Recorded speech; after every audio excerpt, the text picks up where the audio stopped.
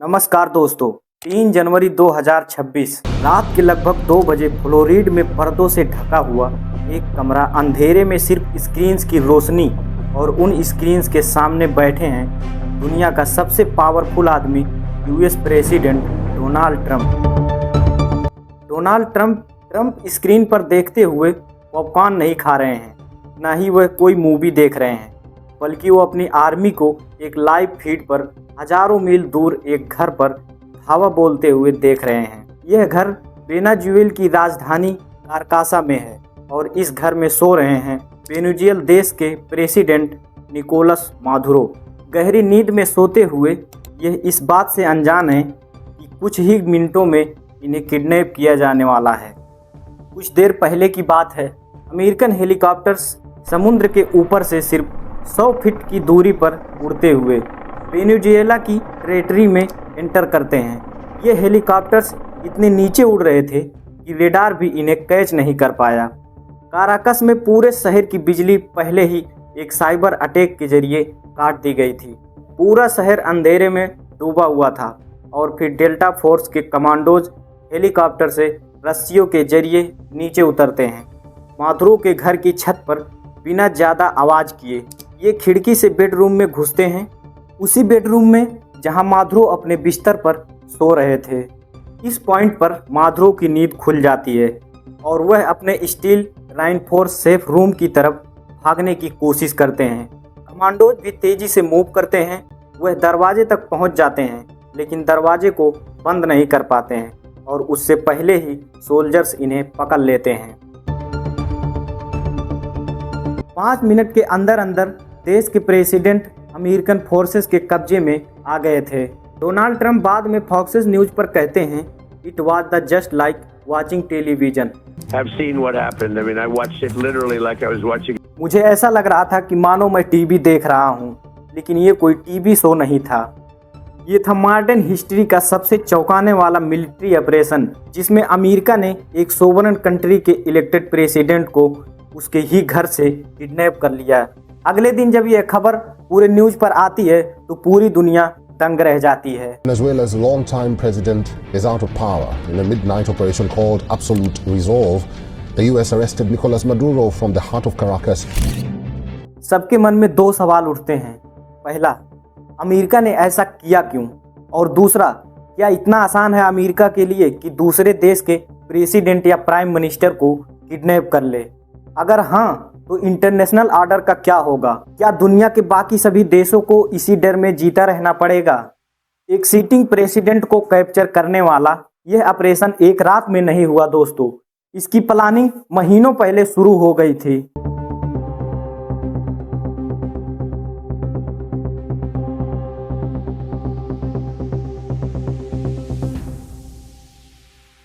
जब पूरी दुनिया को लग रहा था कि वेनेजुएला में सब नॉर्मल है, तब अगस्त 2025 में CIA सीक्रेटली अपनी एक छोटी टीम वेनेजुएला के अंदर भेज चुका था। इस टीम का काम था मादुरो की हर मूवमेंट को ट्रैक करना। वो कहाँ रहते हैं, कहाँ ट्रेवल करते हैं, क्या खाते हैं, क्या पहनते हैं और यहाँ तक कि उनके पेट्स कौन से हैं, हर चीज़ को ट्रैक किया गया। इसके अलावा CIA का एक सोर्स वेनेजुएला के सरकार के अंदर भी काम कर रहा था। यह इनसाइडर मादुरो के एग्जैक्ट लोकेशन और मूवमेंट की इंफॉर्मेशन सीधे अमेरिका को दे रहा था। सुनने में बहुत आसान लगता है, लेकिन असल में ये ऑपरेशन बहुत ही खतरनाक था। इस टीम के पास कोई डिप्लोमेटिक कवर नहीं था। अगर ये पकड़े जाते तो अमेरिका ऑफिशियली कुछ नहीं कर सकता था, ठीक वैसे जैसे फिल्मों में दिखाया जाता है। ऑपरेशन के लिए ग्राउंड तैयार हो रहा था, अब बस एक ट्रिगर चाहिए था। नवंबर 2025 ट्रंप और मादुरो के बीच एक फ़ोन कॉल होती है। इस कॉल में ट्रंप ने मादुरो को साफ कह दिया था, पावर और देश छोड़ दो, यही तुम्हारे लिए सबसे अच्छा है। यह एक तरह से ट्रंप की तरफ से मादुरो को एक अल्टीमेट था, लेकिन मादुरो ने मना कर दिया। सेक्रेटरी ऑफ मार्को रूबियो ने बाद में प्रेस कॉन्फ्रेंस में कहा, निकोलस मादुरो को इन सब से बचने के लिए बहुत जेनरस ऑफर्स दिए गए थे, लेकिन उन्होंने हमारी बात नहीं मानी। But I want to be clear about one thing. Nicolas Maduro had multiple opportunities to avoid this. He was provided multiple very, very, very generous offers and chose instead to act like a wild man, chose instead to play around. And the result is what we saw. Maduro को मना करते ही इस operation का preparation advance stage में पहुंच गई। फिर इसके बाद अमेरिका ने कुछ ऐसा किया जो सुनने में एक फिल्म सीन की तरह लगता है। अमेरिकन फोर्सेस ने कैटकी में मादुरो के घर का एक एग्जैक्ट डुप्लीकेट बनाया और यहाँ डेल्टा फोर्सेस के कमांडोज ने पूरे ऑपरेशन का रिहर्सल किया। इसके साथ ही अमेरिका ने वेनेजुएला के आसपास अपने fighter jet, navy special operation aircraft और रीपर ड्रोन डिप्लॉय कर दिया। दिसंबर की शुरुआत में व्हाइट हाउस को लगता था कि मादुरो के सपोर्ट सिस्टम में दरारें आ रही हैं, लेकिन यह बात गलत साबित हुई। दिसंबर 2025 में क्रिसमस का दिन ट्रंप ने ऑपरेशन की फाइनल मंजूरी दे दी। क्रिसमस हॉलीडे में ऑपरेशन की टाइमिंग को इसलिए चुना गया क्योंकि वेनेजुएला में मिलिट्री के बहुत सारे जवान छुट्टी पर होते हैं। लेकिन इस बीच एक प्रॉब्लम भी आई। वेनेजुएला में मौसम खराब था, इसके कारण ऑपरेशन को कई दिनों तक स्टैंड बाय पर रखा गया और अमेरिका सही कंडीशन का इंतजार कर रहा था। आखिरकार 2 जनवरी 2026 को मौसम थोड़ा क्लियर हुआ। रात के 10:46 पर ट्रंप ने फाइनल गो अहेड दे दिया। इसके बाद शुरू हुआ एक ऐसा ऑपरेशन जो दुनिया में कभी नहीं देखा गया। ट्रंप ने ऑर्डर के बाद 20 अलग अलग बेसिस पे 150 से ज़्यादा अमेरिकन मिलिट्री हवाई जहाज़ों ने उड़ान भरी। इसके बाद एक साइबर ऑपरेशन के जरिए काराकस शहर की पूरी बिजली काट दी गई। पूरी शहर अंधेरे में डूब गया। लोगों को समझ नहीं आया कि क्या हो रहा है और फिर एयर स्ट्राइक की गई। काराकस के आसपास के रेडार और एयर डिफेंस सिस्टम को डिस्ट्रॉय कर दिया गया ताकि हेलीकॉप्टर के लिए रास्ता और ज़्यादा साफ हो सके। इसमें 40 लोगों की मौत हुई दोस्तों। इसी बीच अमेरिकन हेलीकॉप्टर समुद्र के ऊपर सिर्फ 100 फीट की ऊंचाई पर उड़ते हुए काराकस की तरफ आगे बढ़े।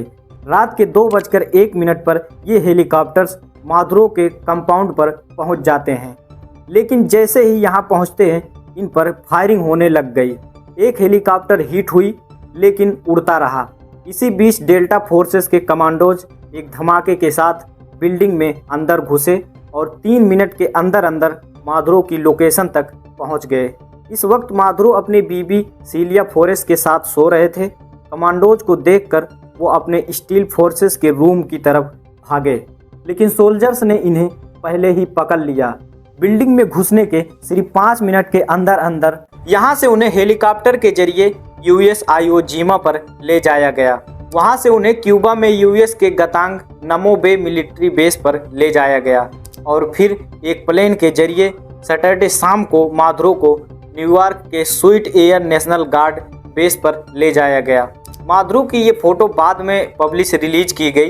एक दूसरे देश के प्रेसिडेंट चेस में अमेरिकन मिट्टी पर था, लेकिन सवाल यह था कि अमेरिका ने ऐसा किया क्यों। ट्रंप के सपोर्टर्स कहते हैं कि मादुरो एक डिक्टेटर था, इसलिए डेमोक्रेसी लाने के लिए यह किया गया, ह्यूमन राइट्स के लिए यह किया गया।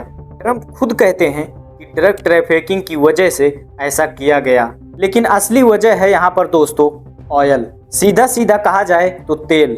Venezuelan oil. We would have taken it up. We have the greatest oil companies in the world. They took all of our oil. इस ग्राफ को देखिए। वेनेजुएला के पास दुनिया का सबसे ज्यादा क्रूड ऑयल के प्रूवर रिजर्व है, 303 बिलियन बैरल्स ऑफ ऑयल।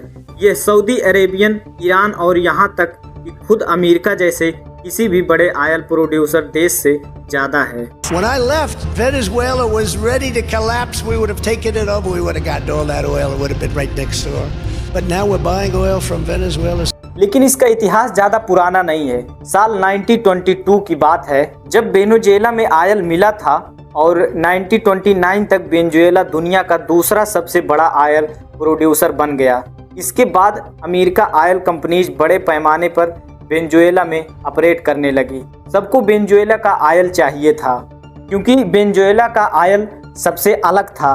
यह काफ़ी भारी और सावर होता था बाकियों के कंपैरिजन में, जिससे डीजल, एसफिट और फैक्ट्री के लिए फ्यूल बनता था। जबकि अमेरिका का जो खुद का अपना क्रूड ऑयल है उसे लाइट और स्वीट कहा जाता है, जो सिर्फ पेट्रोल बनाने के काम आता था। सन 1970 तक आते आते अमेरिका की ज़्यादातर रिफाइनरी स्पेशली वेनेजुएला ऑयल के लिए बनाई गई थी। फिर वेनेजुएला ने 1976 में अपनी खुद की ऑयल कंपनी PDAC से बनाई। इस वक्त तक अमेरिका को वेनेजुएला से कोई प्रॉब्लम नहीं था। यहाँ तक 1963 में प्रेसिडेंट जॉन F कैडिना ने वेनेजुएला प्रेसिडेंट को America best friend in south America तक कहा था। प्रॉब्लम तब शुरू हुई जब साल 1999 में ह्यूगो चौवेज वेनेजुएला के प्रेसिडेंट बने और 200 में उन्होंने अपनी ऑयल इंडस्ट्री को नेशनलाइज कर दिया। साल 2001 में उन्होंने ऑर्गेनिक हाइड्रोकार्बन लॉ पास किया। इस लॉ ने वेनेजुएला के सारे ऑयल को गैस रिकवर पर स्टेट ओनरशिप डिक्लेयर कर दी, जिससे यहाँ पर अमेरिका कंपनीज के ऑपरेशन बंद हो गए। Nosotros mismos colombianos, venezolanos, ecuatorianos sentados en paz y como hermanos. अब समझने वाली बात यह है दोस्तों, अक्सर अमेरिका की सरकारें बिलीनियर्स के इशारे पर चलती हैं। इन कंपनीज ने प्रेसिडेंट जॉर्ज बुश पर प्रेशर डाला कि जावेज के खिलाफ action low. The Bush administration made it clear it is happy with a change in leadership in the country responsible for 15% of America's oil imports. इसके बाद साल 2002 में अमेरिका ने वेनेजुएला में क्रू इंजीनियर करने की कोशिश की, सत्ता पलटने की कोशिश की, लेकिन यह क्रू फेल रहा। अब कायदे से देखा जाए तो वेनेजुएला एक सोवरन इंडिपेंडेंट कंट्री है। अगर उनके लीडर्स और उसकी सरकार फैसला करती है कि हमारे देश की ऑयल को नेशनलाइज कर दो, अमेरिका ऑयल कंपनीज को यहाँ मत आने दो। अब दोस्तों यहाँ पर बात आती है कि यूनाइटेड नेशनल का सिक्योरिटी काउंसिलिंग अमेरिका पर सेंसेक्स लग सकता है, लेकिन दिक्कत यह है कि इस सिक्योरिटी काउंसिलिंग में अमेरिका के पास खुद की वीटोइंग की पावर है, तो खुद अमेरिका के लिए यहाँ पर कोई अकाउंटेबिलिटी नहीं है। ट्रंप जैसे लोगों को लगता है कि दुनिया में रूल्स सिर्फ उन देशों के लिए है जो कमजोर हैं, बाकी ये लोग जिनके पास ताकत है वो अपनी मर्जी चला सकते हैं, और कानून बनाते हो तो फॉलो करो या ना फॉलो करो, वो आपकी मर्जी है। इनके हिसाब से दुनिया का नया वर्ल्ड ऑर्डर, लेकिन ऐसा वर्ल्ड ऑर्डर दुनिया के सभी देशों के लिए बहुत खतरनाक है, क्योंकि अगर अमेरिका ये कर सकता है तो कल को चाइना भी कहेगा कि मैं भी कर सकता हूँ, कल को रसिया भी बोलेगा कि मैं भी कर सकता हूँ। हर बड़ा देश हर छोटे देश पर अपनी मनमानी करना चाहेगा। इस तरीके से अगर दुनिया आगे बढ़ती रही तो फिर तो वर्ल्ड वार की स्थिति आ जाएगी। मधुर एक अच्छे लीडर थे या नहीं, एक डिटेक्टर थे या नहीं, उन्होंने कितना अत्याचार किया अपने लोगों पर, यह सब अगला सवाल है। लेकिन एक सोवरन कंट्री के प्रेसिडेंट को बिना किसी इंटरनेशनल प्रोसेस के रात के अंधेरे में उनके घर से ही उठा लेना, और वो भी सिर्फ उस देश के रिसोर्स पर कब्जा जमाने के लिए, ये कोई सिस्टम नहीं है। इन सब के बीच यहाँ पर एक एप्स्टीन फाइल्स की एक कारण भी बताई जा रही है। कुछ दिन पहले एप्स्टीन फाइल्स रिलीज हुई, जिनमें ट्रंप का नाम बार बार देखा गया।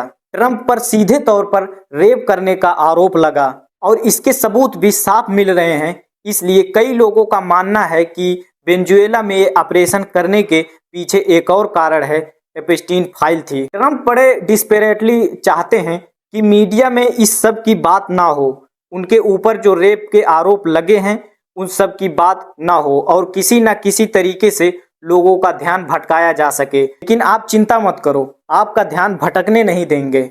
आप एप्स्टीन की पूरी कहानी यहाँ पर क्लिक करके देख सकते हो। और अगर ये वीडियो पसंद आई हो तो लाइक कमेंट शेयर जरूर कर देना।